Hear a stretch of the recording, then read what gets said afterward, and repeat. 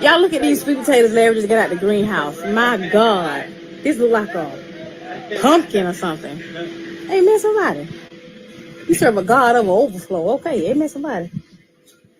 Baby, you did that now. Yeah. So that's the sweet potatoes.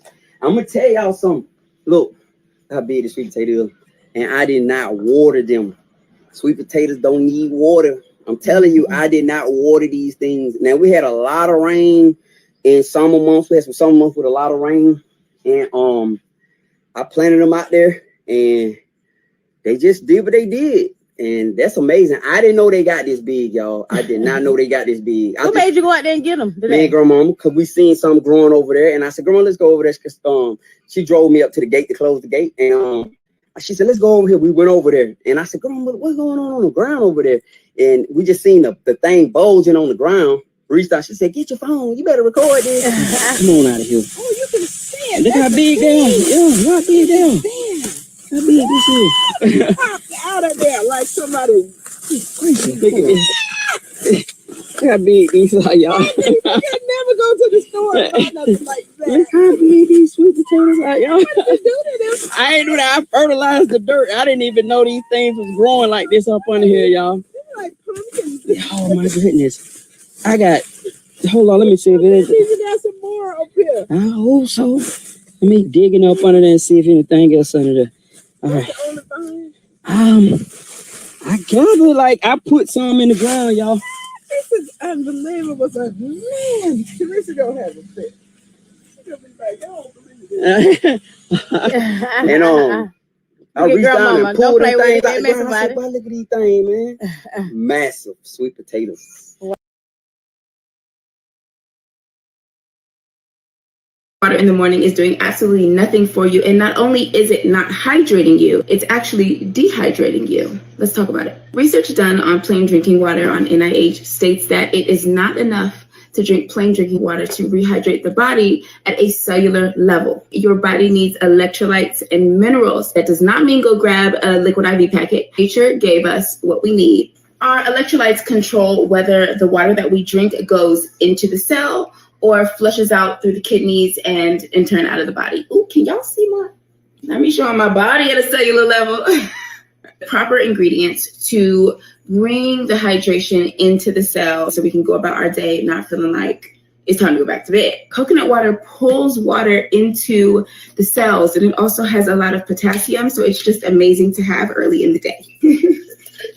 Next up, you want some mineral-rich sea salt, preferably Celtic, however you want to say it. It has so many more minerals. Don't want to use regular like grocery store salt because it's stripped of everything. A pinch of a little bit of salt early in the day helps the cells to hold the water and the nourishment that you're having in the beginning of the day. Next up, we have a weapon, a lemon.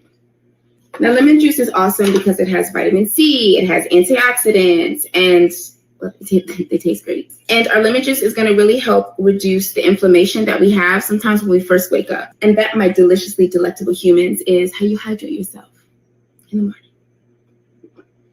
For those of y'all that don't like water, it tastes like juice. So, okay, bye.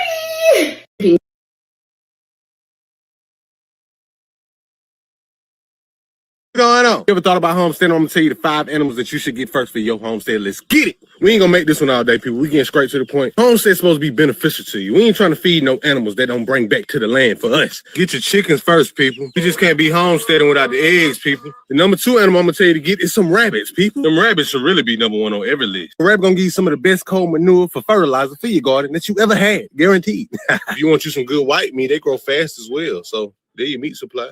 You can have you 1 buck and 3 does, and you can feed your family from rabbits all year long. Number 3 for me gonna be the sheep. For me, we have cattle and sheep. They are hair sheep. That means we don't have to shear them. They're disease resistant, meaning they are very hard to sheep, people, and you ain't got to put a lot of work into them. Feed them the grass, and they'll be all right. Quack, quack. The number 4 animal is gonna be the ducks, people. They help us keep the slugs and the roly-polies out the gardens. They also go in there and aerate the garden. They go in there and use the bathroom in the garden, giving it a high nitrogen fertilizer instantly. It's not as strong as chicken manure, so it'll be all right. Ducks real cool on the garden, so they ain't gonna disrupt the garden while they add to the gardens. And they lay eggs, and you can process them for meat if you wanted to. Now last, 5th and final, if I already got the 4 animals I just told y'all about, then the 5th animal I get It'll be the quail people. Quail can be super cool. They can get a little messy, but quail are quiet. They give you eggs. So if you're like in a townhome or somewhere with HOA, then you can probably get away with having quail. It can also be processed in 8 weeks as well, similar to the rabbits, so you can keep you a steady supply of meat for your homestead. Because this is what we do it for, people. We feeding our families, people. Now, that's the list, people. If you saw your homestead, try to get those 5 animals before you can do anything else. I know some of you may be like, well, goats ain't make the video. No, did you not see my last video? I don't like goats no more. My people, what's going on?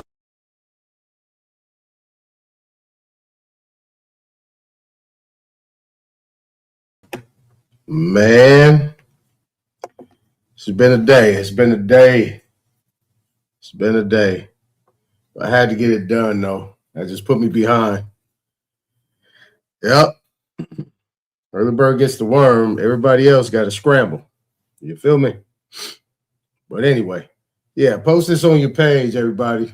Who's here? Post it on your page. Everybody know we here. Everybody should be coming this way anyway, eventually. So post it on your page, share it, let people know we here.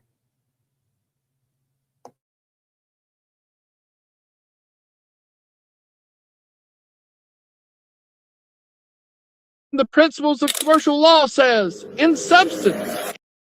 The page from the principles of commercial law says, in substance, infants lack capacity to bind themselves by contract. Contracts made during infancy are void or voidable. Even ratification after full age may be restricted.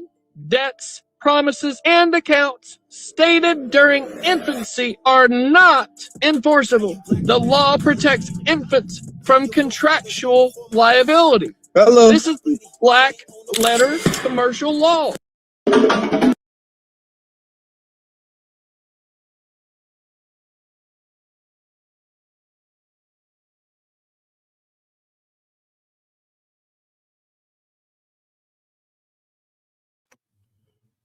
Okay, so I'm gonna come back to that. We'll talk about this infancy. So let me play it again real quick so you guys get a feel what he's talking about. I'll just keep it low like this. I ain't gonna expand it.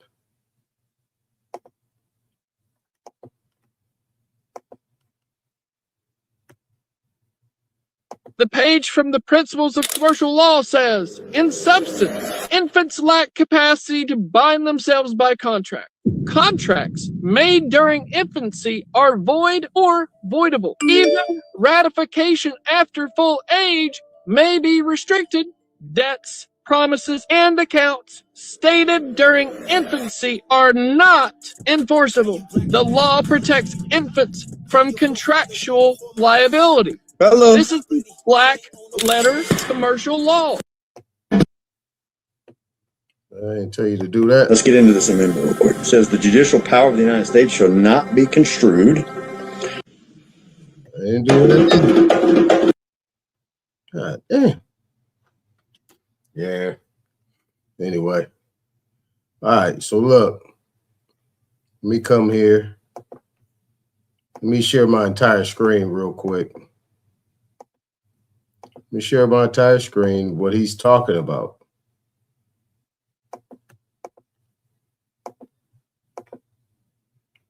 Let me share my entire screen, what he's talking about here. Let's go to Black's Law 4th. We'll go to Black's Law 4th. We're going to look up infants. See.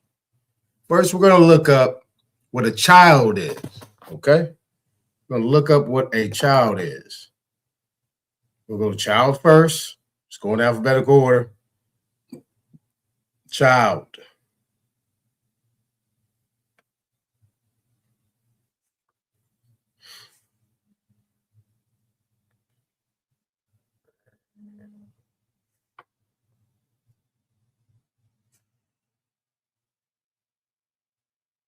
All right. So here's child right here. See children. Okay, so if you got child, you see children. So that's what it's saying. Children is your definition. Okay. So bottom right here, it says progeny, child of tender age or years, such as a child must be less than 14 years old. Okay. A minor more than 15 years of age is not included within the meaning of the term. But we still have minor, right? Still have minor. Okay, we still have minor. So you guys get the full effect. Let me turn on my camera. So we got it straight from where we're at on this one, right? So we got child. Child's part. Okay, illegitimate child, natural child, a bastard. Child born out of lawful wedlock. Okay, so I think that's it. I think that's what we got out of it. All right. That's what we get out of it. Okay, so now you know there's a difference between a child under 14 years of age and what we have is a minor. What we're going to do next is we're going to go to infant.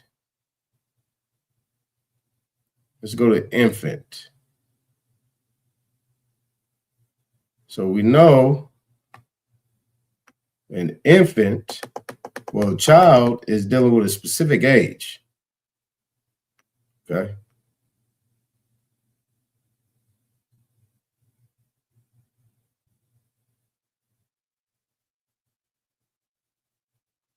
All right, here we go. So we got infancy here. Let's go here. We got minority, the state of a person. Okay. Key word here, state. The state of a person who is under the age of legal majority. So there is a difference between legal and lawful. Legal and law. Legalities. These terms are different. It's interpretation. Mostly when you get to these terms of legal and these infants, these things are created by legislature. These things are all created by legislature. These are not things that are created by law. Okay. Article 1, Section 2, Clause 3 gives you your definitions. 3/5. People say, you know, just like I was showing John Claude, my bad, Dr. Claude Anderson, and he was talking about 3/5. They brought us down to 3/5. If that's the case, he's missing a point to add to that. That's making our people look at it from a different perspective of law. It's more emotional, ideology.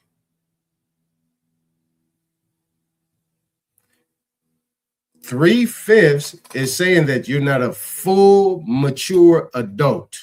Those are your 3/5. Only dealt with children. Right? Children under 14. 14 or under. And then you have minors who are below the age of 21, right? That is your sovereign citizen act. Your sovereign citizen day. They got sovereign citizen day.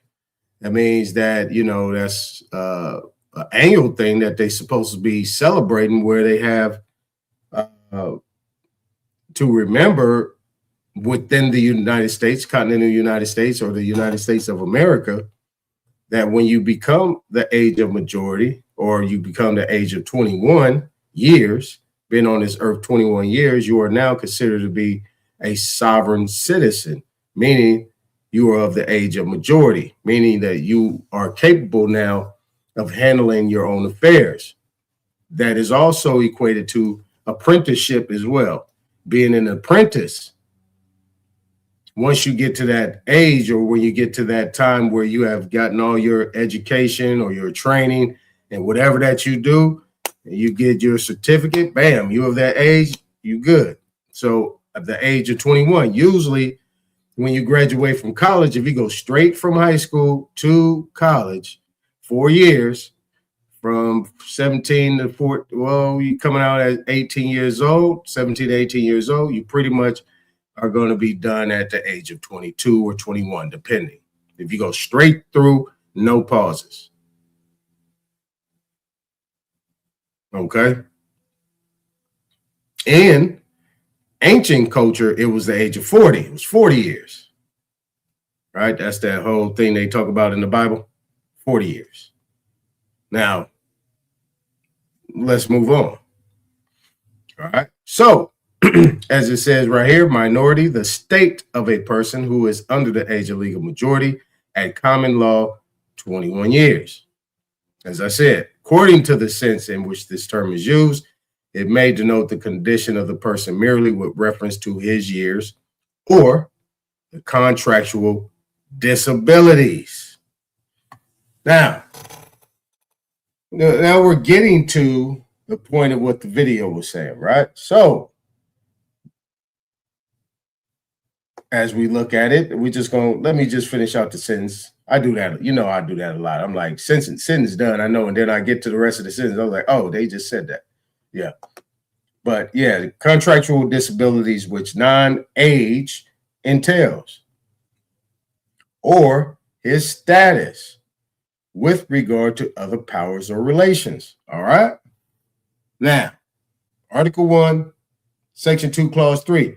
If you got time, hey, pull it up where you're at, and you'll see exactly what I'm talking about. Right? Excluding Indians not taxed, and other things, and 3/5. Right? These are the people to be taxed. Indians wasn't considered to be persons. But there were certain things, and I showed in the definitions, I think that was Title 26, and persons, it actually said individual, and then it had parentheses, could include Indians. You see. Now, let's go back to his video real quick. Let's go back to his video. Appreciate everybody being here, and let's play it again. The page from the Principles of Commercial Law says, in substance, infants lack capacity to bind themselves by contract. Contracts made during infancy are void or voidable. Even ratification after full age may be restricted. Debts, promises, and accounts stated during infancy are not enforceable. So when we go back here, you say, oh, okay. So you have two levels here. You have this level right here, and then you have in contractual situations, this age isn't there. It's about status. It could be status, and it's depending on who you're dealing with. Because say other powers or relations. So other powers. So we're talking about the United States of America, Article 1, Section 2, Clause 3. Right? Or we're talking about an apprenticeship where you have other powers. So you come work for them, you just like indentured servitude or those type of indentured servitude or employee status, you come work for somebody over a period of time. That experience will get you to a place where you can eventually be the boss and the employer. That is the essence of doing. This is the essence of what is supposed to take place with what we're supposed to be with us, being us at an age, and how we're supposed to be teaching our children, right? Under 14.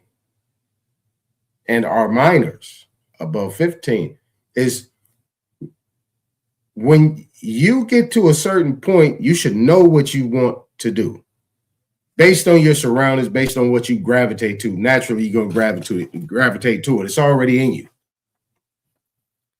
And then once you go to college, or you say, hey, I'm at a high school, or even after the age of 15, you start working. You got your summer jobs, you got your vacations, or you working with your father, you working with your uncle, you working with your auntie, you working with whoever it might be, your mom, whoever it might be. They got their own business. When you get to a certain age, you start knowing how to handle the business, because as soon as you get older and older and older, they're going to give you some responsibilities.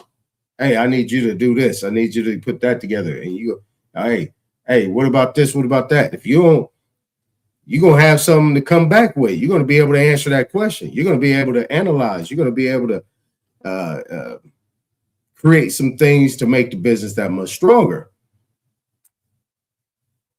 But that's what you talk about, powers entail. Now, relations is more about the contract.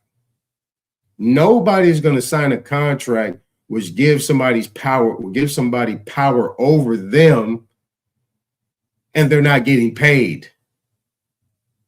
In these contracts, can anybody tell me in a contract where you're getting paid?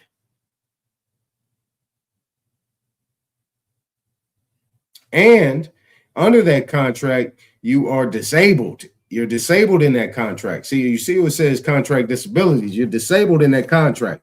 If that's what the case is, sad for you.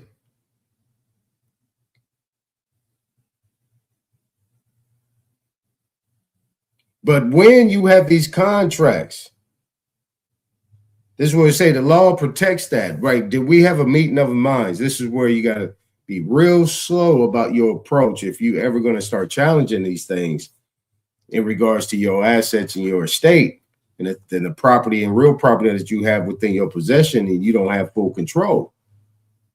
You're going to have to figure out how to go about it. And the way to go about it is actually look at the instruments, read them. In these contracts, if there's anything in there that asks you that you signed off on, where you waived your constitutional rights or your rights to protection, yeah, that wasn't a meeting of the minds. Nobody would do that. If I sat right in front of you and I said, you know what? If you sign this, you're waiving all constitutional protections. And I have full control of your endorsement in this note. And you are going to indemnify me from any liability, and you're going to take over the liability. What would you say? See what I'm saying? Think about it from that perspective. It's a reason why they ain't tell you. If they told you, you know what? We actually use your social security number to go ahead, and the back, you ever notice the back of that thing, it got a letter and it got some red numbers or blue numbers down there. You know what that is? Yeah, it's XYZ and ZYX. And this is what happens. This is how, and you can get some of that. We just do it like this, and I ain't really supposed to be doing anything but servicing this loan. I'm not loaning you any money. What if they told you that? What would you say? They say, you know what? You know that social is private, but I'm going to ask you for it, though. But you ain't got to give it to me, though. This is not the reason why you get what you get. You don't have to give that to me at all. What would you say?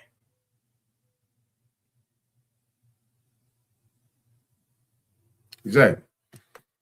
Now, okay, so now we come down here. You got infans. This is Latin. Okay, in the civil law, a child under the age of 7. So this is infans, is a child under the age of 7. So we know a child is somebody under the age of 14. So if it's an infant, then it is a child under 77 years, so-called quasi-impos fandi, as not having the faculty of speech. So if you're a child under 7 years old, you're automatically considered to be moot or a mute. Like you have no speech, meaning you have no authority. Because I know when I was 7, I was talking. Yeah, I was writing cursive and everything. Do my mathematics, all that stuff. I was playing baseball, football, basketball. I was playing all that stuff at 7. I was functional. So as you see, this is all legalese here in civil law, right? Remember, civil is administrative. Civil is your legislature on what they consider to be legalese or a certain type of rules and regulation, not even regulation. These are just some type of, public acts type thing, or what they consider to be what it is in that manner. So now you have infans non motums, a furioso dis dat. This is another Latin term. And I guess this means an infant does not differ much from a lunatic. Damn. Wow. So you remember in this contract situation, right? This Facebook thing I just showed, this video I just showed you, this is what they're talking about. So just think about that in a contract situation. They're looking at you like a lunatic, somebody that has no speech, can't say nothing, don't talk. And if you do talk, I'm not taking nothing you say into account.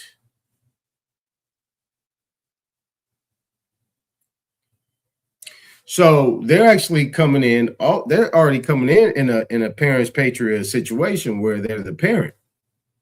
And as a parent, they're also operating as a subsidiary or a sub corporation or contracted corporation with the United States government.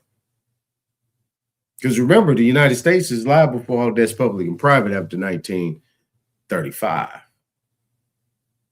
This is when Social Security came in, and you also had the Federal Reserve Act. That was prior, but all these other things started coming into play. Okay. Just think about this in a contractual situation, because they're doing this every single time on every single thing you sign. You are a lunatic.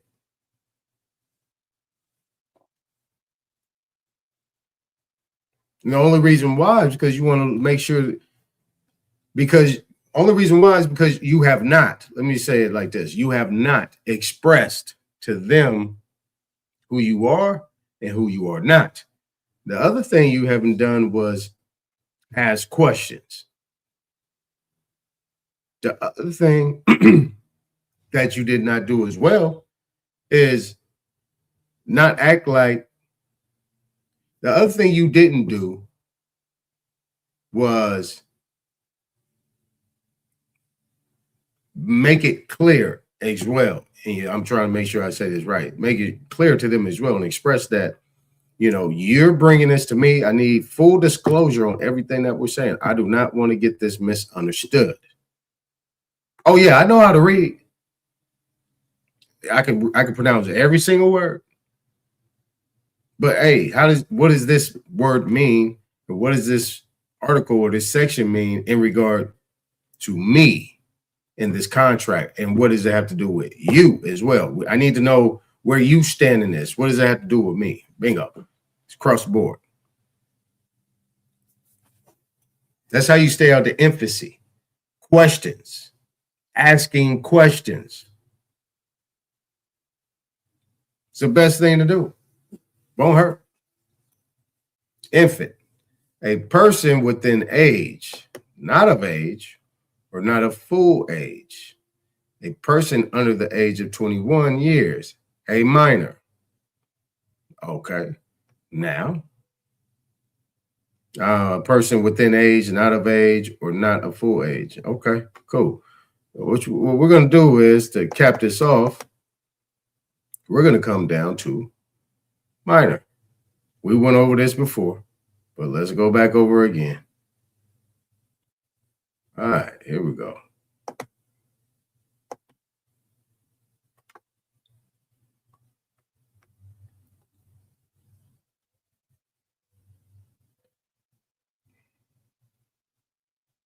Okay. So now here's minor, and it says an infant or person who is under the age of legal competence. All right. Now we went over competent and all that stuff. We're not going to do this again. I just want, I'm bringing up these videos are just coming to me. And I said, okay, shoot, I just talked about this last week. So now I got a video and it says, okay, well, here how it is. And then let's go back to it because I didn't bring up infant. But now we're back at minor, an infant or person who is under the age of legal competence. So if you're in a contract or if you're in court in any situation, and we all know that these court issues are under Article 1 at this point in time, because if you don't have a court of record in there, that is not an Article 3 court or Article 2. So Article 1 court. Now, if you're coming in there and they're talking to you and they're telling you this and they're telling you that, and you every time you ask a question, they treat you hostilely, that means that they're pushing for that position of involuntary servitude and peonage. And they're treating you as an lunatic, an infant, a minor, someone in the infancy stage, a child. So how does that get twisted? How do you turn that? How do you turn that? Is you have to make sure in your introduction, it's not, hey, my name is.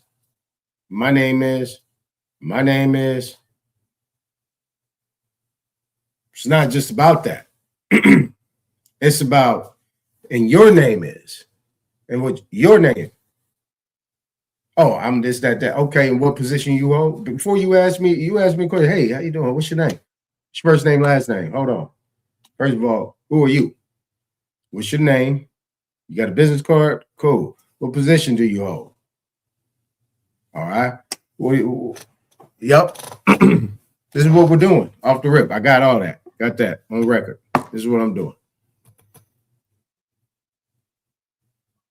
That's how competence comes into play. You don't have to understand or comprehend the documents on the letters on the document.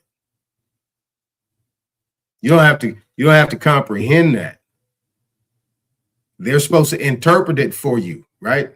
You know, when you've been in court or you've been in certain places, and you know, when Mexican people come in there or anybody of Central and South American that speak Spanish first and really don't understand English, guess what they bring? An interpreter.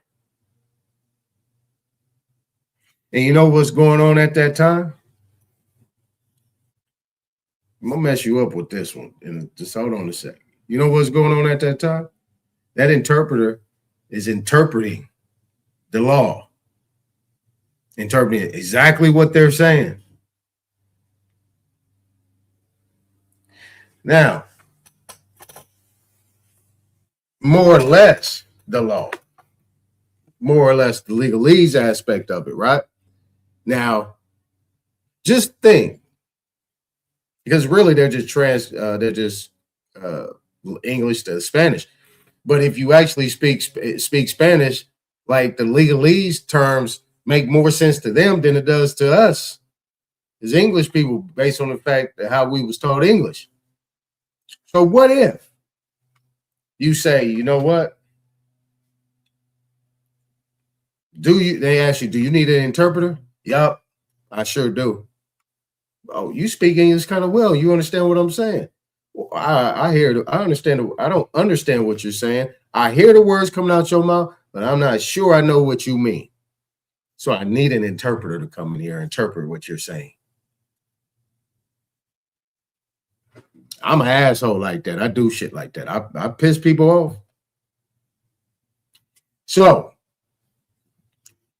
how about that? I don't understand. Yeah, I don't understand nothing you're saying. I hear the words coming out your mouth, but I don't understand it. So I need an interpreter to come in here. Well, oh, so you need a public defender? Nope. I need an interpreter to interpret what you're saying. Got it? Cool. All right. So let's get back to it. All right. Tell you where we at. We got 10 in the building. Darvis, peace to the gods. Y'all here? I know y'all was like, what this dude doing? I know. And this got to move fast, too. All right, Richie Rich, what's going on? What's going on? None of your business. What's happening? What's happening? Y'all gonna have to come up here and hold it down for a minute because I gotta take I got a business call at 5:30. I can't miss it. So y'all gonna have to come up here, or we'll just cut it short. Just want to come up here and holler at y'all real quick. But look, check this out though. We have this last day that I'm going to tie some of this into America, right? Darvis is here. So, Big Dog Philly, what's going on, brother? Darvis is here. Darvis from South Carolina. We're going to be talking about some South Carolina things because South Carolina is very important to the beginnings of the United States of America. All right. Now, what I'm going to do here is I'm going to pass this up. I'm going to pass this up. I'm going to pass. Wait a minute. Where are we at here? Yeah, I'm going to pass all this stuff up. You know what I'm saying? I want to pass all this up because this is not relevant. This is not relevant. So what I'm going to do is I'm going to do this right here, and we're going to get right where we at here. Hold on, I got to make sure. All right, we got that. And we got this. All right. Now, these is what I like here. This is what I need. This falls right in line with what we're doing. And what I'm going to do is come back off of this so I could pull up my PDF so I can be ready while these are playing. All right. Share screen. Window. Boom. Boom. Boom. All right, let's go. We'll come off the camera. All right, let's get it. Get in here. Can y'all handle the truth about where the word plantation actually originated from? And the Naturalization Act go hand in hand. But I'm trying to get some donations, so I'm about to spill some secrets about to blow your mind. So fasten your seatbelt and get ready for this ride. All secrets revealed. But I want you to take a screenshot first, right? Now, the origins of the word plantation, referring to the colonies. The colonies, right? Now, when they came here through the Naturalization Act, right? Used for the act of the British Parliament, right? Which is foreign, right? Which is settlers, right? All right. Colonial in America, right? Let's continue. I need to say, Caddy, where's these black peoples and why they was working on the plantations? Because these plantation acts had something to do with who always in the mix? Who always in the mix? In the what? American Revolution? American Revolution, right? Now, what was their job? Their job was to come to America and to speak to the natives that knew how to work the land,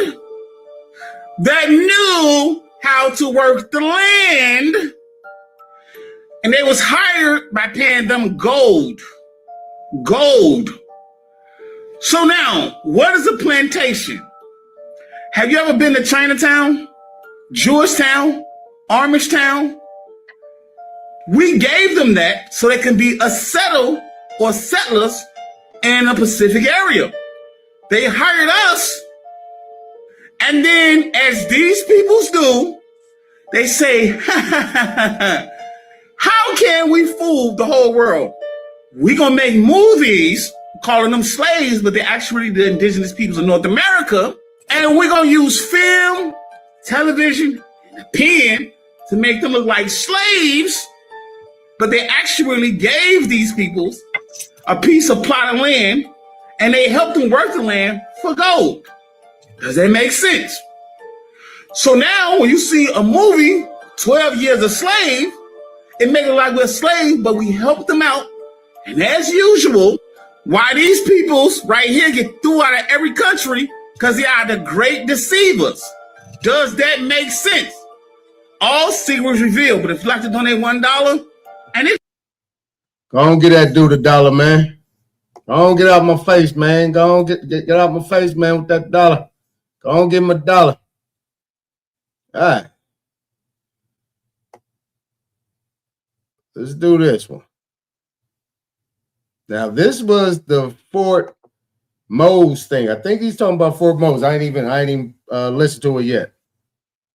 But you talk about that Negro fort, right? Seminoles and Black Seminoles, right? So just remember that. See what this guy has to say. I'm listening for the first time. They call us free blacks, never enslaved. We're willing to die rather than be enslaved. These were where your first red sticks and Miccosukee gathered with Royal British Marines, and they were intent on destroying the plantocracy established by the Federalist government, Jeffersonians, and those people who had initiated this slavery practice as law, when in fact it was not the law of humans, the law of people. We resisted. This fort represents that resistance for hundreds and hundreds of Native American. At the end of this fort, though, of course, after the supposed big explosion, many of these troops had been trained to get women and children out of here and to take them to other locations, up along the Wakulla River in St. Mark's and up along the Ochlockonee River and other areas like that. We got these tribal settlements, Buckhorn, Sop-Choppy area, you know. Buckhorn, that name is in Canada, you know, a community in Canada is called Buckhorn. So the British who went there took Native Americans, people of color, with them when they went north, as well as when they went south on the Saltwater Underground Railroad to the Caribbean. Many of those survivors were just tired of war, tired of being hunted. And Florida was full of black people. So this became a cottage industry for slave catchers. They weren't importing them, they were catching them. They were breeding them. So before Fort Negro was here, Florida was... Yes, it was free. Before Fort Negro was built here at Prospect Bluff, this was always a settlement. The mulatto king named Bacapachi, he had his settlement from here all the way up to just north of Chattahoochee. And they had thousands tribal members. And they were black. They were black. They're people of color. People of color. Mixed bloods, as you know, as I am. And only wanted to farm and raise their own food and properties. Okay. They could be self-sufficient. Look at the water, where the fish are.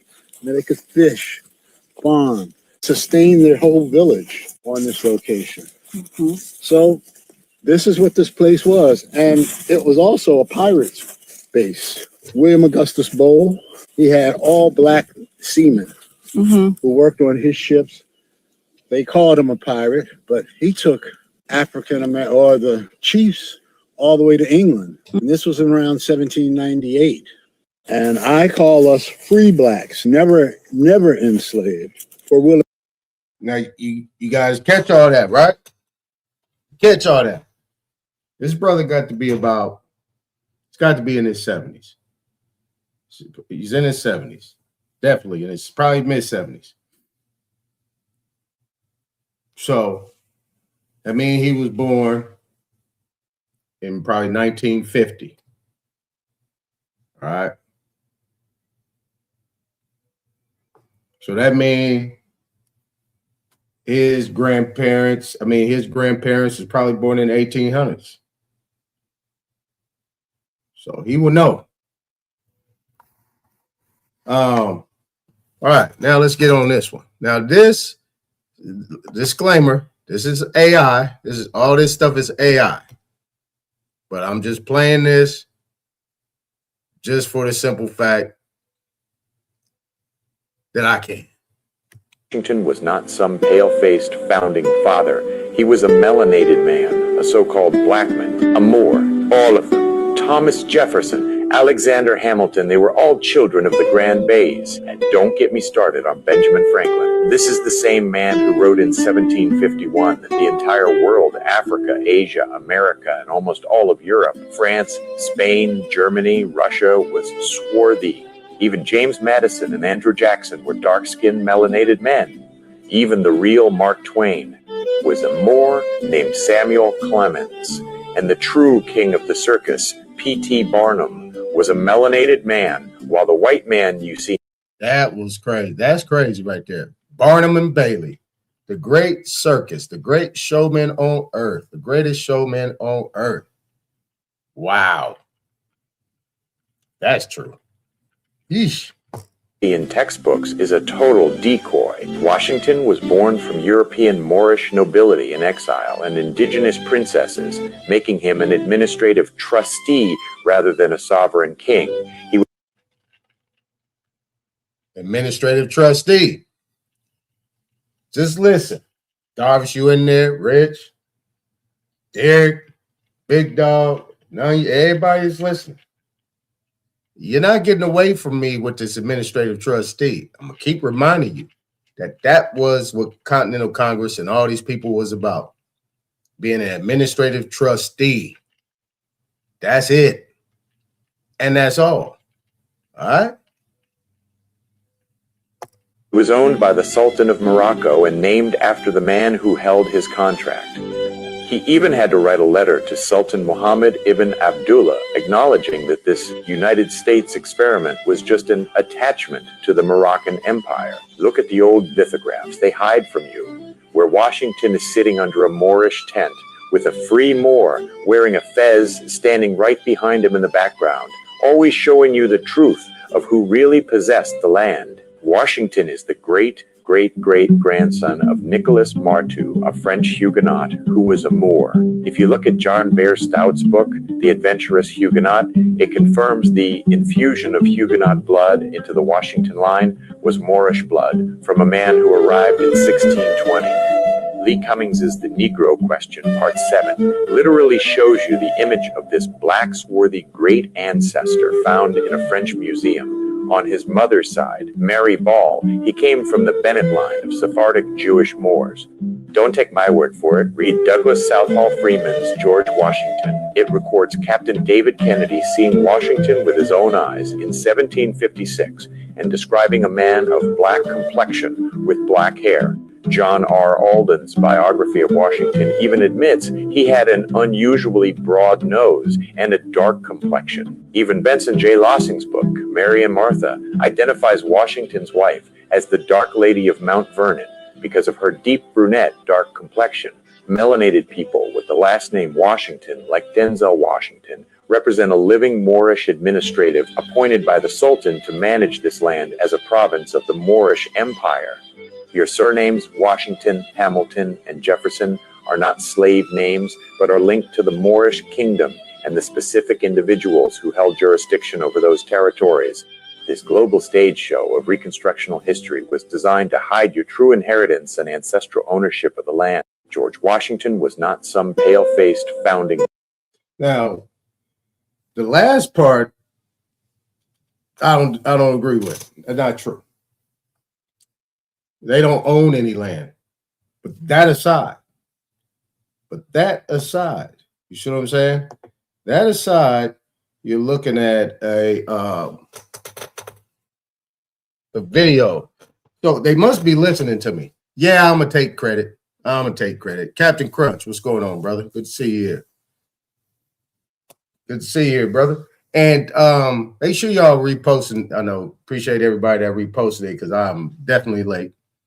So I'm going to be running through this real quick. What I'm going to do right now is I'm going to actually go into, based on what I did last week and what I showed, kind of confirms that these people were all Huguenots, Sephardic Jews, and Moors. Okay. I showed it. I pulled it up. I actually read it, showed connections. So there we go. Now, anything outside of that, nothing. What's going on, Ty Sam? Appreciate you being here. All right. So, hey, what we're going to do right now is what I'm going to do is I'm going to put a cap on the, I just visited my brother, man. Show me this book. And this is what I'm saying, where I say I can't just open up books. But when Snapshot, because, you know, me and my brothers, we be, my brothers and sisters, we on the same wavelength. This is like all of a sudden I went over there to go holler at him. He just, boom, busted out this book and started showing me stuff. Okay. All right, so look, we're going to come all the way back here.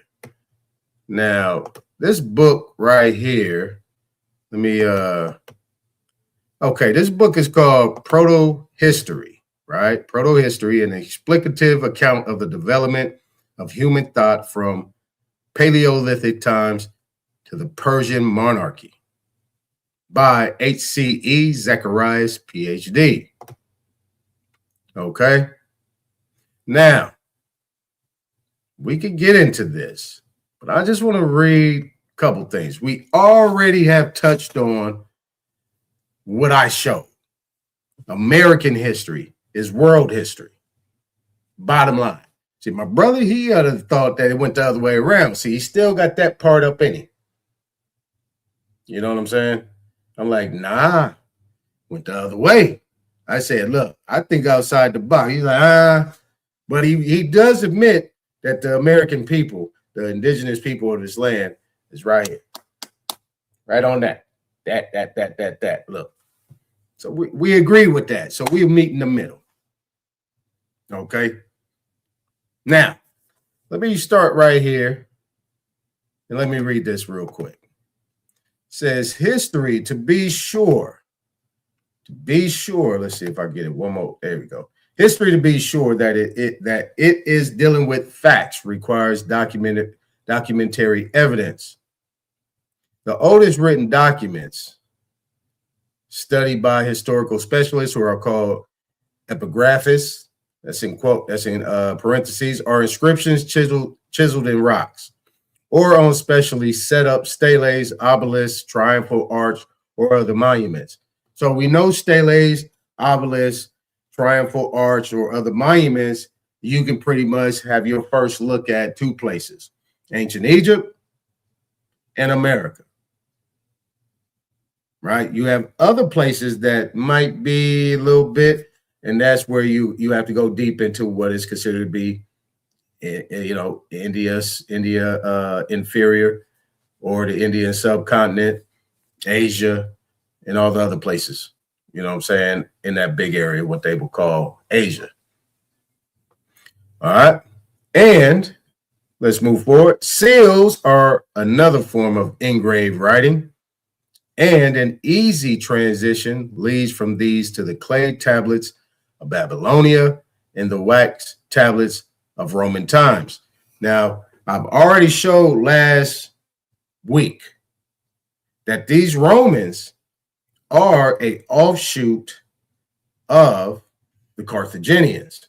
And we know the Carthaginians, or I showed that the Carthaginians dealing with the Punic Wars are an offshoot of the Phoenicians. And I showed that the Phoenicians / Canaanites are the actual real pharaohs of Egypt. And then I showed that the Egyptians came after the Nubians. The Nubians then, what would be called the Cushites, have a connection with Mesopotamia, where they are called the Kassites, and these other places, which you call Babylon, Assyria, Sumer, Iran, Iraq, all these other names, you know what I mean? Bam. Who have a connection and are right next door to what you would consider to be these ancient Hindus, right? These ancient Hindus actually derive from the Nagas. The Nagas, who actually show that their connection is to the Buddha, Gautama, and there was a bunch of them, like prophets and so on and so forth, who mother is Queen Maya. Maya, as we know, derives from a people or a name or a description that originated in America. And I showed that a lot of that, well, I didn't show that part yet, but these step pyramids, I showed a little bit of that, but these step pyramids and the dragon or the serpent actually is identical in what they would consider to be India to the same step pyramids that's in America. Now, also we know that, I didn't show it, but we know that the first pyramids that were constructed were to be found by date in America. So now that I gave you the whole backtrack, let's move forward. So it says writing proper was done on prepared animal material, parchments or vegetable media, palm leaves, you know where them come from, bamboo tablets, papyrus scrolls, paper, books.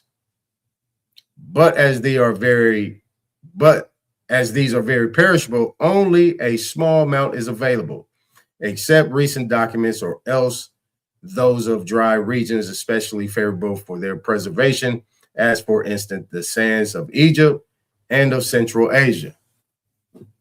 All right. So we have that. Now what we're going to do, we're going to go back to page 1. Okay. We're going to go back to page 1. We can look at this map another time. Let's blow this up real quick. Let's get over here. Let's take a look at what they say here. All right, let's take a look at what they say. Hold on, let me lower this a little bit. All right. No, let's go with the select. Okay.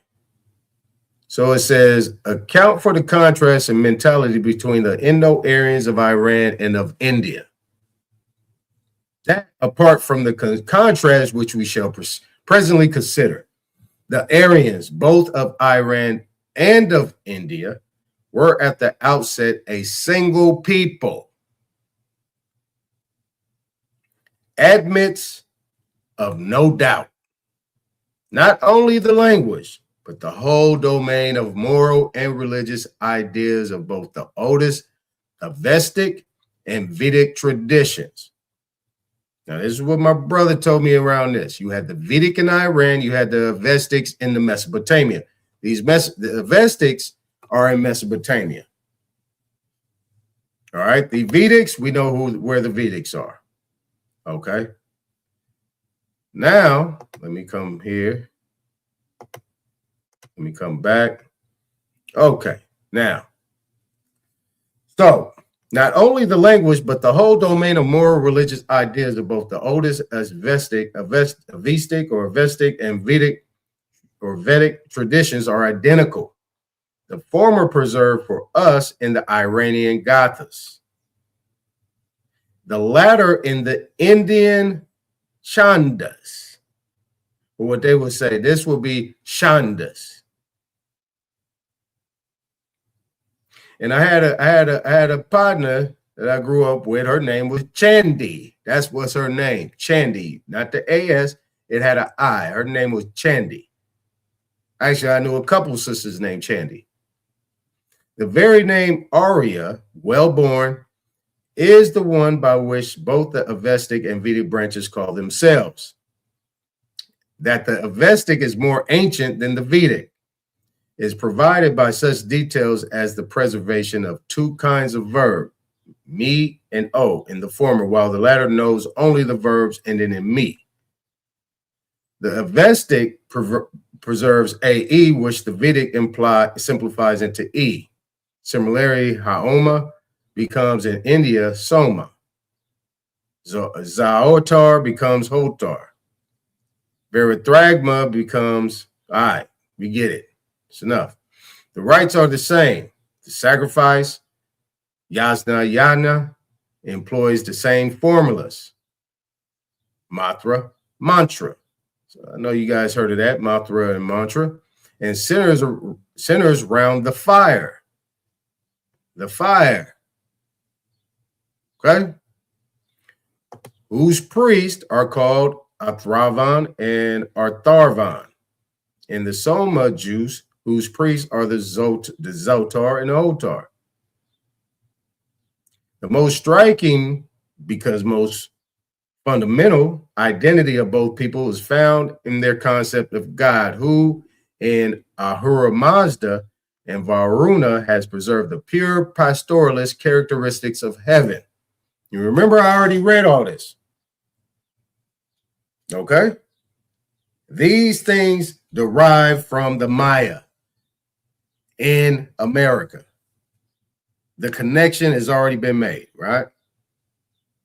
Varuna in the RG, whatever that is called Asura, right? So you got the Asura. We talked about them people. He who is. What does that sound like to you?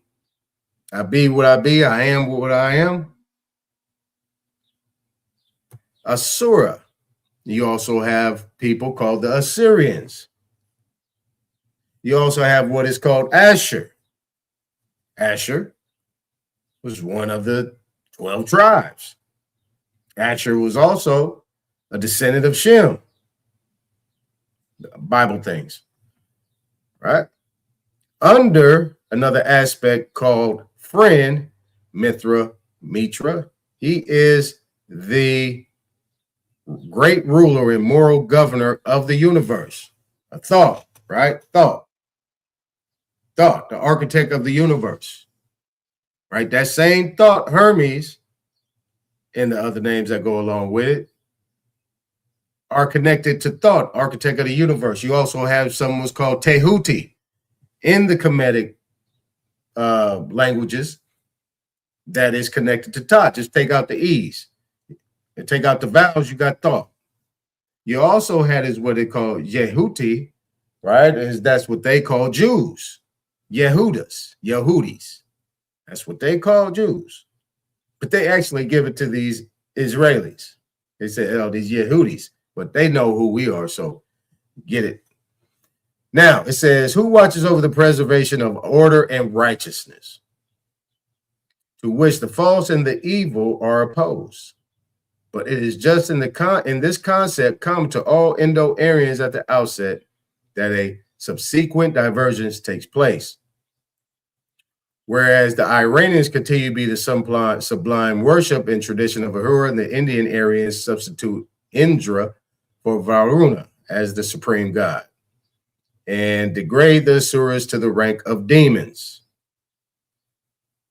Okay, so just wanted to get on that real quick. Right, so we have this book. Come on, man.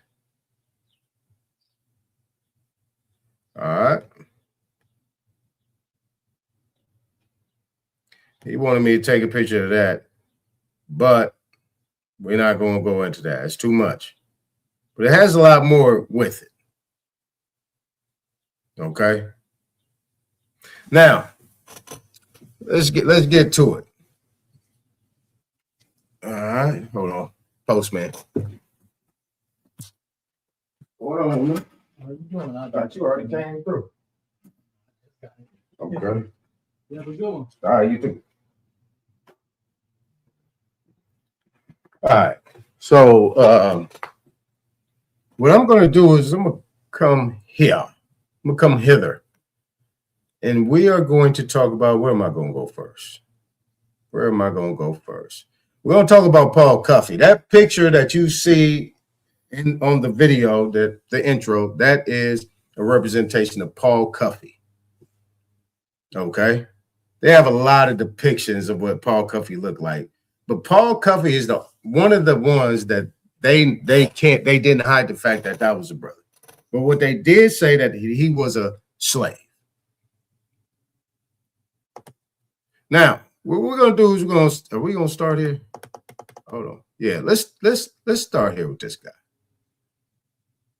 No, we're not gonna do that. We're gonna start with South Carolina, right? What I want to do is we talked about Moors, Sephardic Jews, and we talked about free white persons, and we're gonna get into the fact that the Moorish Empire, the ones that really was the superior group was these what they call Amaya. They call them Amazi, but I call them Amayazi. That's what their actual name was, is Amayazi. So you take the A out, you take the Z out, you got Maya in between. So those people, they were supposed to be indigenous to what they call the Berber area of North Africa, Northwest Africa. They were supposed to be indigenous portion of that the Carthaginians ended up, and the Phoenicians ended up partnering with. Okay, you guys got to go back and check that out. Now, what we have here, let me come back over here. I want to give some clarity to it. I know you guys have seen free white persons quite a few times in the hold on, let me in plenty of presentations they saw it. I showed you the video with John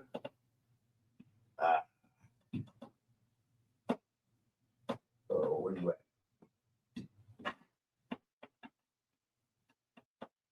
Ooh.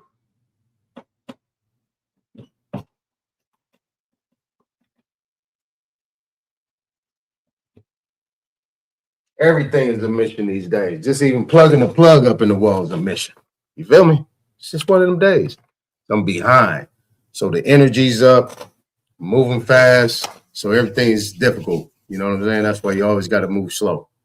And, you know, in order to move slow, you got to be well prepared and organized.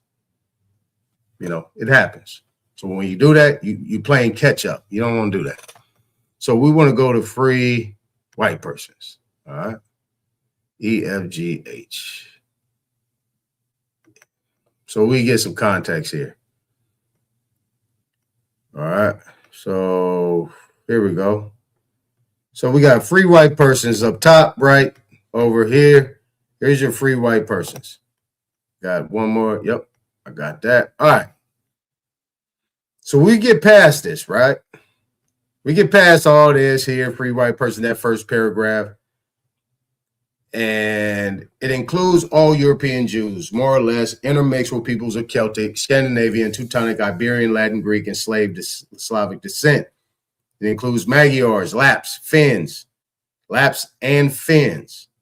All this whole entire group that I'm reading to you was that confederacy of mixed people called the Moors. People want to say it was one group. No, it wasn't.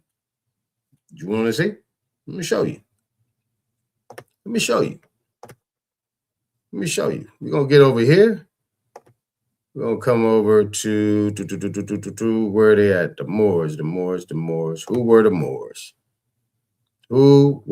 Moors? Right here. All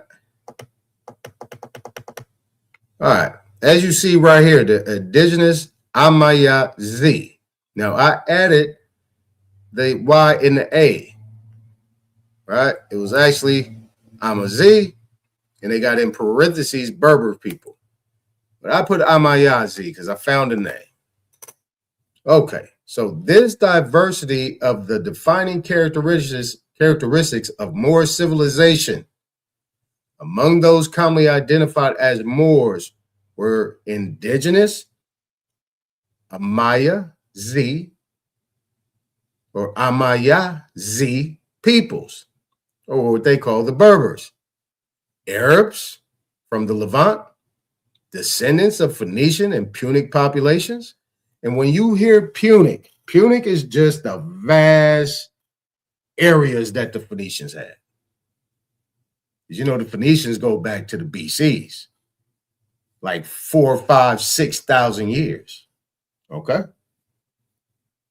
Remember when Abraham left Ur of the Chaldees, or Sumer, when he traveled through here, when he came to visit what you would call Egypt, they were already popping.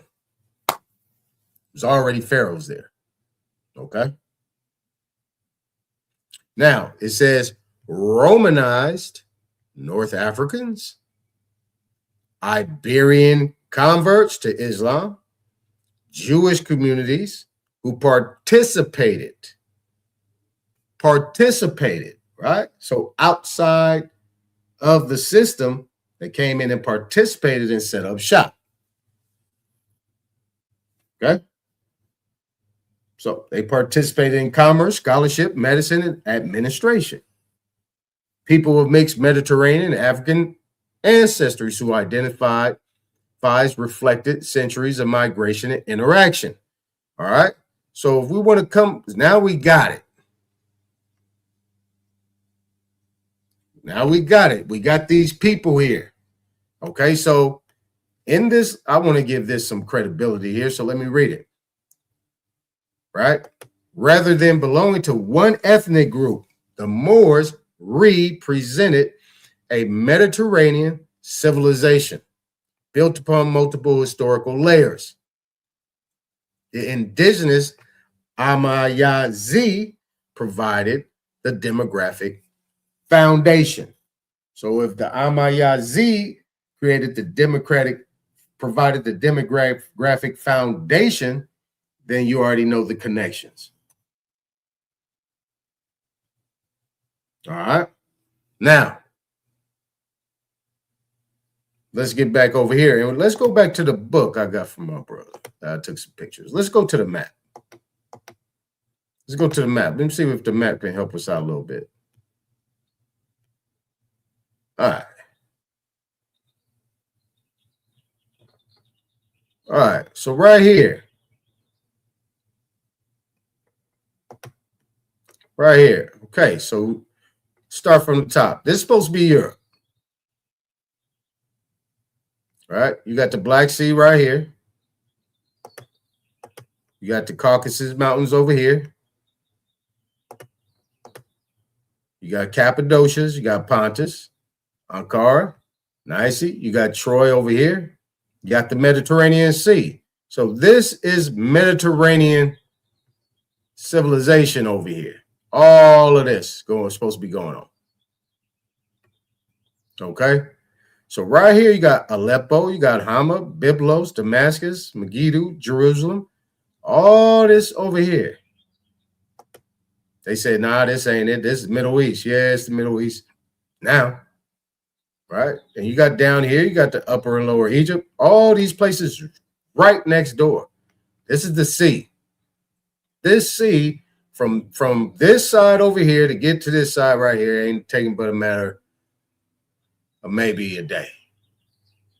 Maybe. You come right here up to Cyprus. You get right up here. You got Taurus Mountains right here. Boom. You got Sicily, Sicilia. Right? Remember, it said that the Am-Yah-Z, this is considered to be North Africa. This is supposed to be Africa as well, Sicilia. So there you go. Now, so now let's come back over to free white persons. Now we know what the groups are. Now we know what the groups are. Now let's look at who we have here. Celtic, yep. Same area. Scandinavian, yep. Teutonic, yep. Iberian, that's Spain, yep. Remember the Moors, their seat was in Iberia. The Romans had that too as well. The Carthaginians had it first. The Phoenicians had it before them, and they let Carthaginians, once they strengthened up their group, let them have it because they was already there. The Lapps, we can look those people up.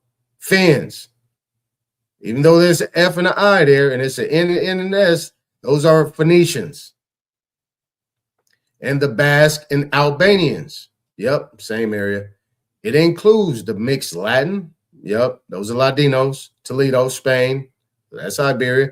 Celtic Iberian. So we got that in there as well. And Moorish inhabitants of Spain and Portugal. The mixed Greek, Latin, Phoenician, and North African inhabitants of Sicily. North African inhabitants of Sicily. See, they changed the S. They changed the C to a S. I just showed you that old map. Okay, and the mixed Slav and Tartar. I don't know what people talking about Slav. The mixed Slav and Tartar people of South Russia. Now, it says it does not mean Caucasian race. You know why? Because these Caucasians were already free. They don't have to be called free. Okay? They don't have to be called free because they're already free. These are the people that I was showing you that was being discriminated against in the colonies. But these same people, remember, I just, that video I showed about Washington and all these people was Huguenots, Moors, Sephardic Jews. They was one of the three. But they want to mix them all in like they was the same people. But they wasn't. They were mixed. There was different groups. They might have been related of some sort, but not like, you go over here, you go over there. Could have been mixed.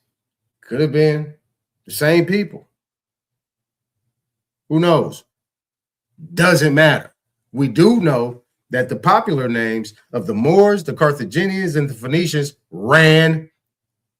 When I say ran the entire western part of Asia, what you call Africa and Europe and all these different places, all the way down to Egypt. Okay? All the way down to Nubia. Okay? All right. So let's get past that. Now, it says Aryan race or Indo-European races, nor the mixed Indo-European, Dravidian, Semitic, and Mongolian peoples. Now, this mixed Indo-European or mixed Indo-European, Dravidian, Semitic, and Mongolian. Now, these are something different who have it Persian. This is something different because these people were at war with each other or had different ideologies. And this war is a spiritual war in regards to how you view the creator. How do you view nature? How do you view all the people? Some people took it a different way. Some people were more zealots and extremists than others. This is where you get your present day conservative and liberal type thing. Things are so extreme on one end, then you have some other people that want to conserve, certain aspects of what within that little branch of 13 colonies of where they came from. Okay. So now we have it. We have these groups right here, and we just connected them to this mixed group of Moors. Okay. Now, we could come back over here. Where was I at? Where was I? Okay, hold on. There we go. Now, hope you guys in there. I'm not looking at the chat because I'm on time restraints right now, so I gotta move forward. Hopefully the crowd is in the building and we doing our thing, man. Hopefully you guys enjoying it. Okay, so this is the Negro Law of South Carolina. This is collected and digested by John Bilton O'Neill, one of the judges of the courts of law and heirs of the said state, under a resolution of the State Agricultural Society of South Carolina. Read before them at their September semi-annual meeting, 1848 at Spartanburg Courthouse, by them directed to be submitted to the governor with the request that he would lay it before the legislature at its approaching session, November 1848, and by him ordered to be published for the information of the members. Now, why is this a judge of the Court of Law and Heirs? All right, let's see. Let's see here. All right, now. All right, there we go. Okay, this is chapter 1. The status of the Negro is rights and disabilities. Now, there's been a lot of arguments. People that are sitting here that come from some of these other channels and know that this conversation has been talked about for a lot, but it has not been given its proper light.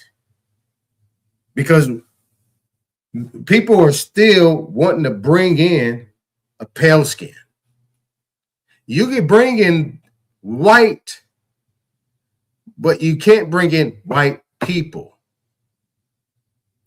You can only bring in within the United States and the 13 colonies, how they dealt with it before, persons. That's the only thing you can bring in, persons. This is why South Carolina is so important. It was kind of setting a standard here. All right, check this out. It says Section 1, the Act of 1740. Section 1 declares all Negroes and Indians, Negroes and Indians, it's two separate people.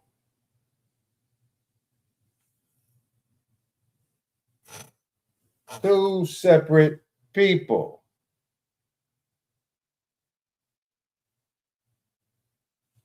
Hold on a second. Can you guys see my screen?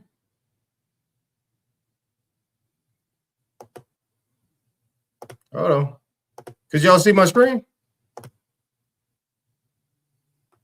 Share the entire screen. Could y'all? Say, can't see the maps. Can't see nothing. All right. So.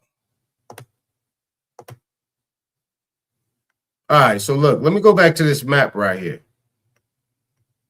Let me go back to the map. Y'all didn't see nothing, did you? All right, so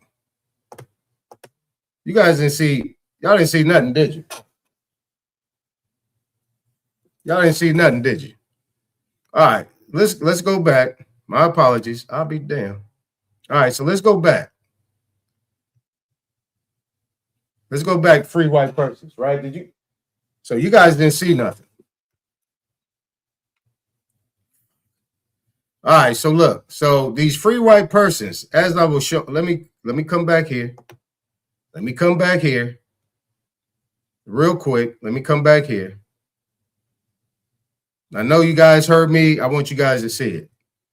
Okay, so right here it says, this diversity is one of the defining characteristics. I'm not going to read all this other stuff. Diversity is one of the defining characteristics of the Moorish civilization. And I found this information. I just wanted to put it in presentation form.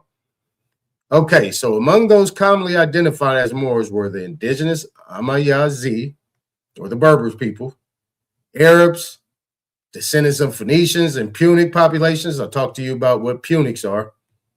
Romanized North Africans, Iberian converts to Islam, Jewish communities, and people of mixed Mediterranean African ancestries. So when we come over here to the book and I show the, right, I'll show you the Mediterranean area. This is what you would consider to be Mediterranean. Now up here, you have this area. Now this is supposed to be Europe up here. There's the Black Sea, but this Mediterranean area is all of this over here. Okay, but I just read off every place that will be considered to be in that list. So you got big Anatolia right here. Anatolia is what they call Asia Minor, where the Turks have it now, the Turks. So now people can see the map. Anatolia right here is connected to Mediterranean. Now, they always want to put the Turks over here somewhere, like over here. The way the map is, but it's impossible because the proper way you can see the map, see, they spread it out. You see, this map right here is a lot closer. This is where Mesopotamia extends to. And you can see it's not too far from Sicily, what they call Rome, Italy, Rome, those places, right? And you got right here. Now you see right here, let me add this in here since I didn't do it. Now you see right here this word, you have Babylon and you have Kish. You have Kish. Remember I was talking about the Cushites. And then you have right here, you have something called Mari Euphrates. Look at the Mari people. Okay. You got Nineveh, Kirkuk Opus. And then we come over here, you got Iran, Afghanistan, you got all these places right here. Right? So if you see from here, this is considered to be the western area. You got Turkestan, Afghanistan, India. Okay. Got all these areas right here. Egypt, Nubia, Arabia. All right, so now we come back over here, Black's Law Fourth, right? We read them all off right here. These are free white persons. This is Black Law's Fourth. This is what was put in there based on the 1870 amended act of the 1790 free white, the Naturalization Act. This is all a part of the Naturalization Act, as it says right here. This is the amended Naturalization Act, as it says right here, to the 1789-1790 Naturalization Act. That's why the word free is in front. So we talking about these free people in 1870. That's after the Civil War, right? Emancipation Proclamation, everything, right? That's after 1868. That happened after, right? After the updated or the amended or whatever people want to say about these treaties that was done with the so-called 5 civilized tribes. Now, what a lot of people don't know is that the Chickasaw Choctaw had their treaty. The Creek Seminole had their treaty. And the Cherokee had theirs. Okay? Now, you have this right here. It says, meaning all persons belonging to the European races, then commonly counted as white, and their descendants, including such descendants in other countries to which they have immigrated, right? So it includes all European Jews. Okay? It's one group of the Moors, more or less intermixed with peoples, because you remember it said the Jews participated with the Moors in the Moorish Empire, or the Moorish civilization, like they like to say. So we got Celtics, Scandinavians, Teutonics, Iberians, Latin, Greek, Slavic descent. All right, there we go. Same area, same groups that was just mentioned in that list. It includes Magyars, Lapps, and we can look those people up, but we know where they're at, and Finns, and that is short for Phoenician, and the Basque and Albanians. It includes the mixed Latin, Celtic, Iberian, and Moorish inhabitants of Spain and Portugal. The mixed Greek, Latin, Phoenician, and North African inhabitants of Sicily. Those are your Aton-Yah Z. So they cover that whole entire list of Moors. And that's in that group. Okay. And it said also the mixed Slav and Tartar inhabitants. So you have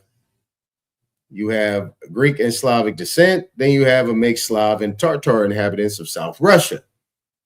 So this extended all the way out to South Russia. And as you see from that map, there you go. Now, when it says it does not mean Caucasian race, Aryan race, or Indo-European races, because these people up here that already was around.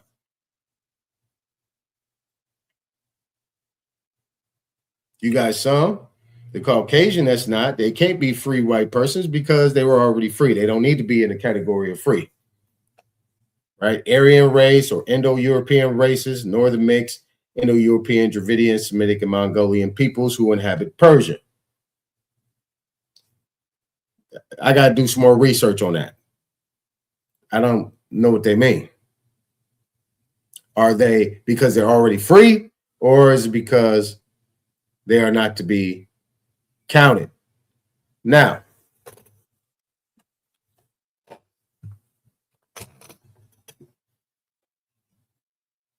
let's go back over here. Jeez. Ugh, that didn't set me back about 5 minutes. Where'd it go?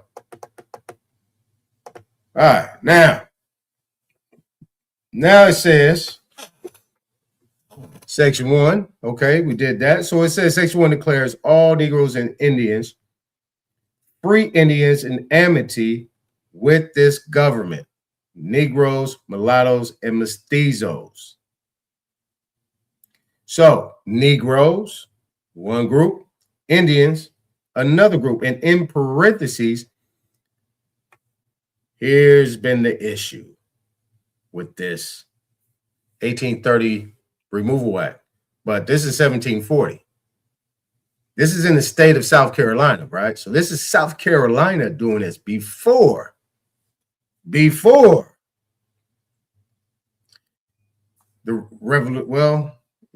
Revolutionary War, let alone the Declaration of Independence. But you also had the Continental Congress at that time. See, the Continental Congress, that's what was in play, if I have my dates correctly, or is this right before the Continental Congress? I don't remember the date on that. You can throw that in the chat, you guys and ladies. All right, so it says, so this is free Indians in amity. Now, what we need to do here is I'm going to slide this all the way over to the Black's Law Dictionary. I'm going to slide this over, so I got to keep going all the way over to the other side. All right, cool. Now, let's see if we got amity in there. If not, we'll just go to the dictionary.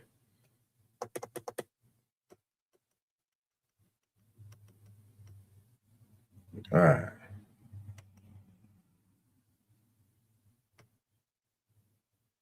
All right, let's see here.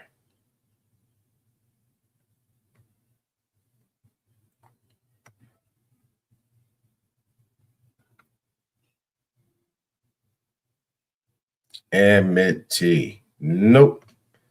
All right, so what we got to do is we got to come over here and we got to look up amity. Amity.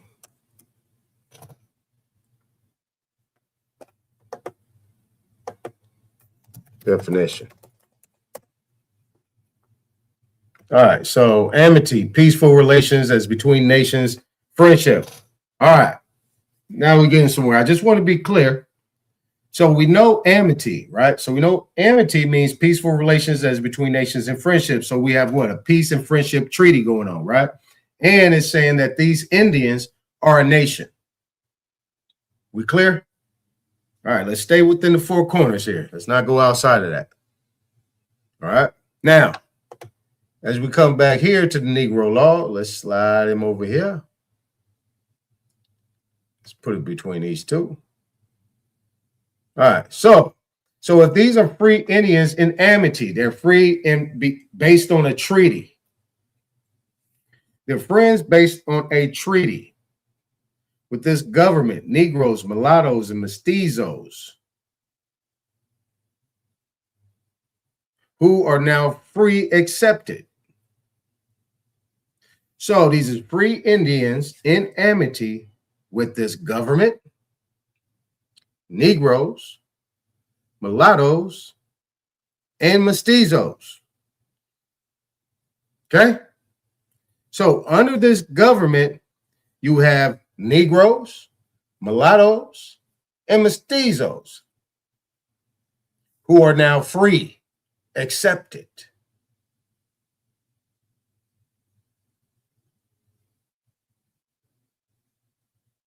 This is in the parentheses.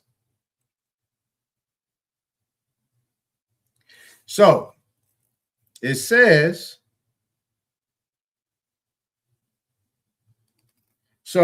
it says, wait a minute. So, okay, so amity. So in this parenthesis, so if these Indians, right? Okay, so these parentheses are free Indians and amity. All right, cool. We can break this down. I want to be clear here.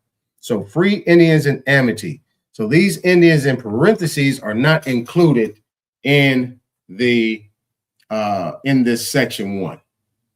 Okay, so it says, so these Indians, so these declares all Negroes are Indians except free Indians in amity with this government, Negroes, mulattoes, and mestizos who are now free accepted to be slaves, the offspring to follow the condition of the mother, and that such slaves are chattels personal. All right. So I got it right. Okay, so I got it wrong. I got it half right, half wrong. So these Indians that they're talking about outside of the parentheses are Indians that came off of their nation and want to do business within South Carolina's jurisdiction, which eventually made them to be slaves of some sort. I'm gonna read this like I've never read it before. All right, so now, so the offspring to follow condition of the mother. Remember the Naturalization Act? Remember how they was talking about the situation in the Supreme Court that we looked over that, and like Trump was talking, everybody's talking about that the only slaves that were freed were the slaves that were the children of the mothers. Whoever had followed the mother that was in servitude, or the child will be a slave. So actually, that will be considered to be some form of trafficking, harsh conditions, or whatever it might be, child slavery, or whatever it might be. I don't know. Harsh conditions of labor. Who knows? Who knows? But now we got that straight. Okay, so these Indians, so it is now free accepted. So these free Indians in amity with this government, Negroes, mulattoes, and mestizos, who are now free accepted. All right, we're going to have to go through that again later. Under the provision has been uniformly held that color is prima facie evidence. Remember, Standard Form 181. In Standard Form 181, it says in that first paragraph, and remember, this is dealing with employment and labor laws. Want me to bring it back up? Sure. Why don't you? We'll go right here. We'll just go SF 181. We ain't have to go look for it. We'll just bring it up right here. Let's put this together. What I'm going to do over here is take all the feelings out of it. We're going to take all the feelings out of it. We're going to take all the Dr. Claude Andersons and Umar Johnsons and the Tariq Nasheeds and the all these ADOSs, all the rest of the people following this stuff that's on this white that's white supremacists indoctrinated. We're going to take them out the picture. Right? And remember, at no point in time, a so-called pale-skinned white individual popped up on the scene yet. But wait, there's hope yet. Now, this talks about Office of Personal Management Guide to Personal Data Standards. So it says right here, ethnicity and race information is requested under the authority of 42 U.S.C. Section 2008-16. And we'll look that up real quick. 42 U.S.C. What was that again?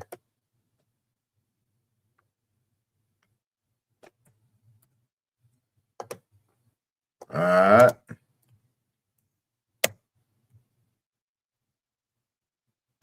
Bam.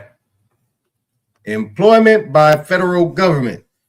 So now if you look here closely, employment by federal government. So in order, this only pertains to employee for persons, right? Persons. This is dealing with the Naturalization Act. Persons. Only persons looking to be employed by the federal government. Employment by federal government. All right. Got it. So it says all personnel actions affecting employees or applicants for employment except with regard to aliens employed outside the limits of the United States. Boop. Now you see why? These Indians right here, you see why? You see why?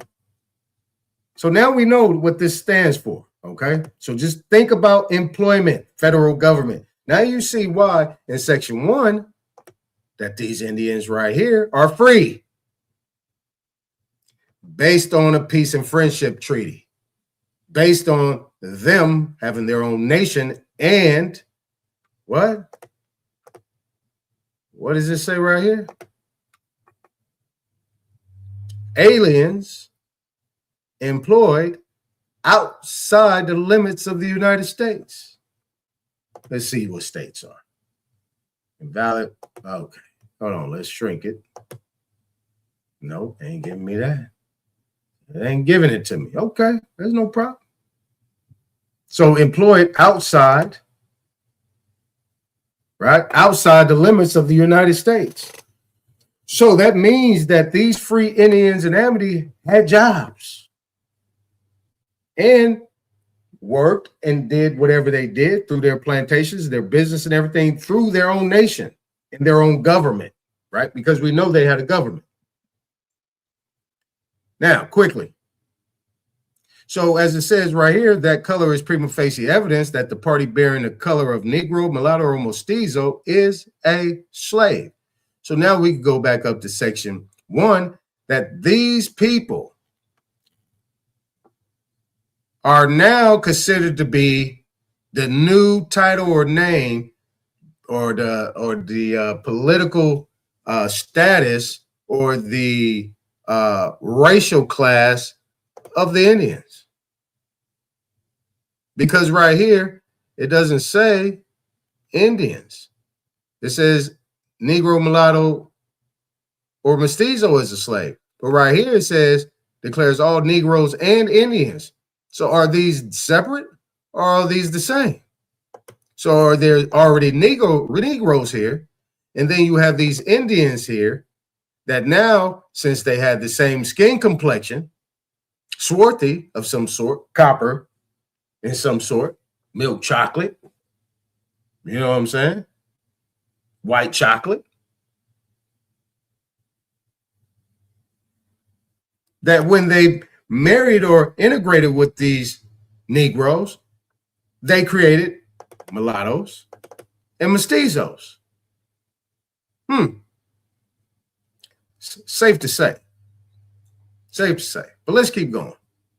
Because there's no Indian right here. Now, this next section says this is a semicolon. Says, but the same prima facie result does not follow from the Indian color. Now we know, based on the 1828 definition, Webster's Dictionary says copper color, racist, aboriginal, right? And we know the Indian, based on what I showed you in Black's Law 4th and 5th, that the Indian in that definition has the same definition as what they have in the Webster Dictionary. So in law, they're called Indians.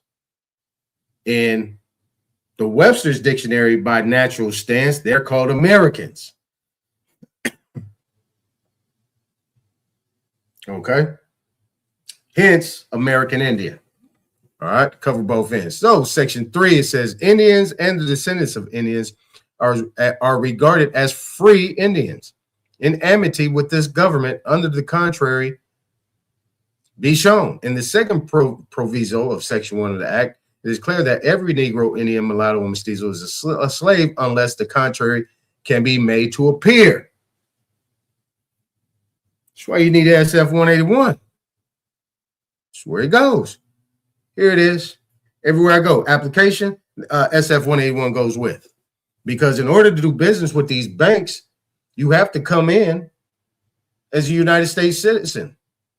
But the entity, you're bringing an entity in to do business within that. So you fall under these parameters, unless you have another way of being able to get those funds without compromising your position. All right. Now, yet in the same, it is immediately thereafter provided the Indians in amity with this government accepted, in which the burden of proof shall lie on the defendant. Now, why they use the word defendant? This is what I'm saying. These are the things that have been overlooked. Defendant, the defendant,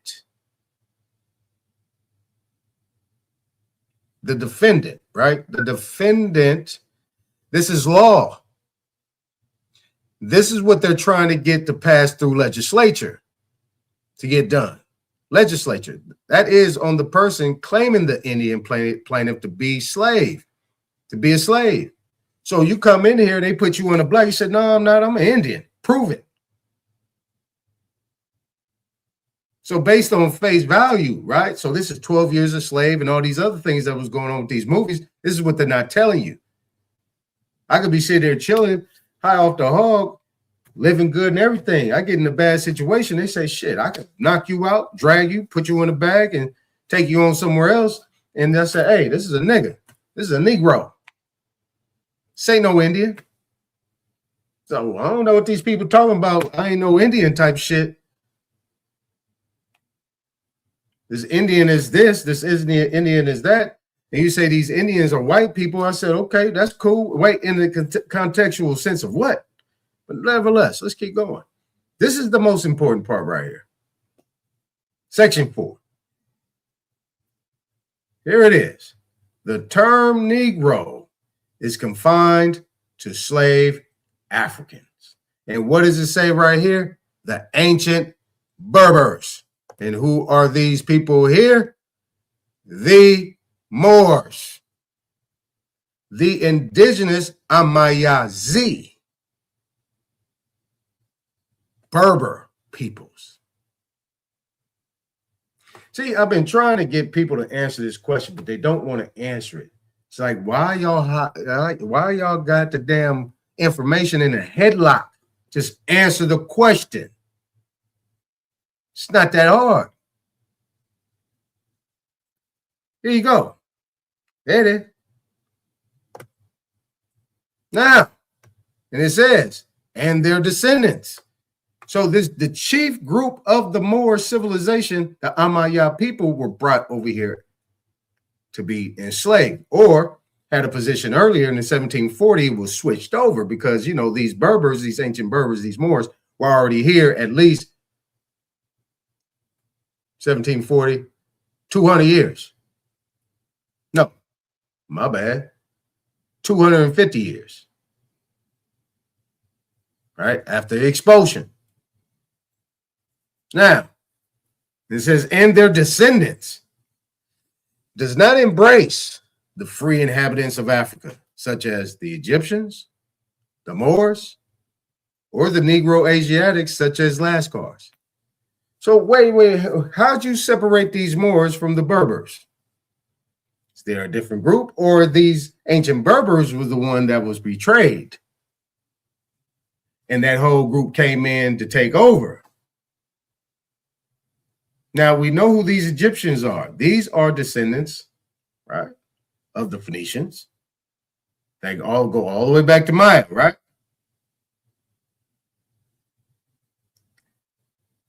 So these indigenous people are the ones that got hit, because it says specifically that ancient Berbers. When they say ancient, that means ancient, but they're calling them Berbers, right? Barbarians. That's what they call them, barbarians, taking them out. So they getting double hit. African, Berber, Negro. These people here. People was talking about, oh, these black people and, you know, these West Africans and so on and so forth. Wait a minute. Which West Africans are you talking about? That's why I asked the question. Which West African are you talking about? Are you a descendant of them? You just might be. You see what I'm saying? I'm going to agree with you. You just might be. You just might be. You could be these people.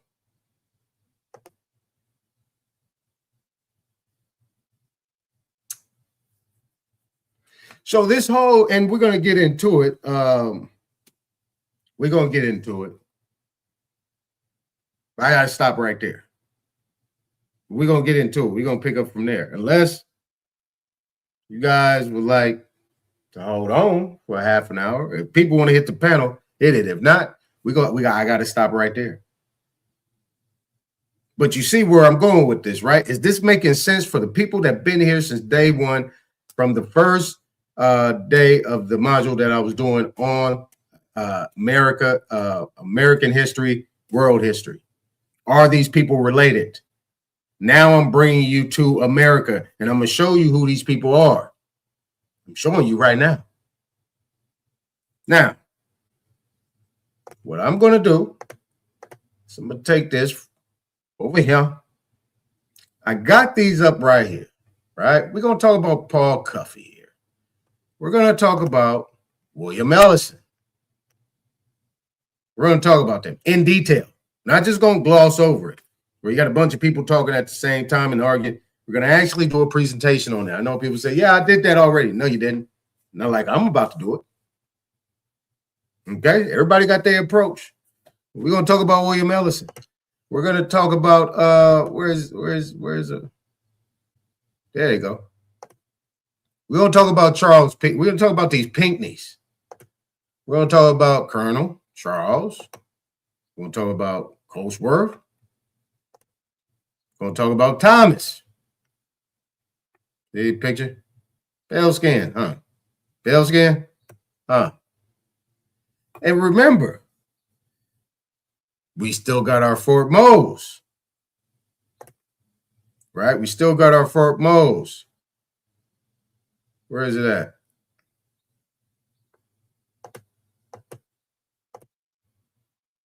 Still got our Fort Mose. And remember what this brother said, right? The video I had up, right? That ain't the one. Where's the one at when that ain't the one.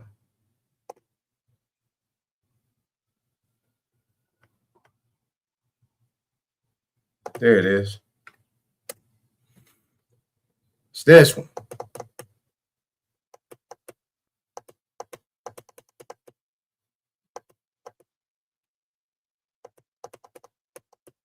Now, you see they bringing this Africa in here? See, this is how we're going to debunk everything. This is how you debunk it. Got Africa. Look at these people. Look how they dressed. Look at these people. Look how they dressed. These are Moors. This is your mixed Moorish group. Why all these Moors got Spanish names? Why they got all Spanish names? Look at them. These are Moors. Now we're going to get into this because they were supposed to be all African, right? Check this out. Let me bring this down just a little bit. Let's come down here. We'll get into the details later.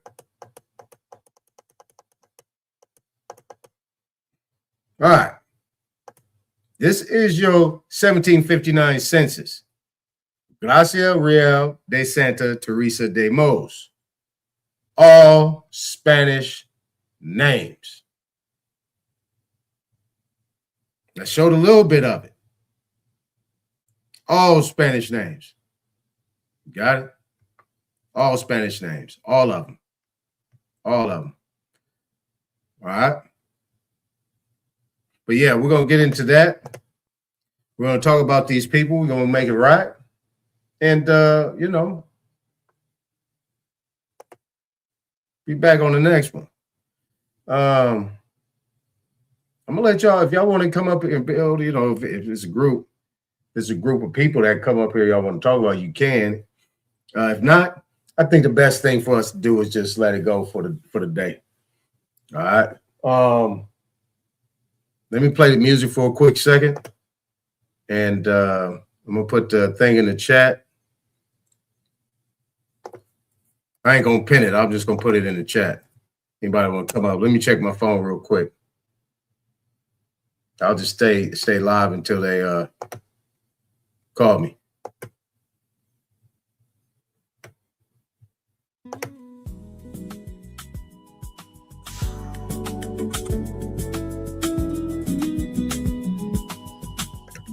Appreciate everybody being here.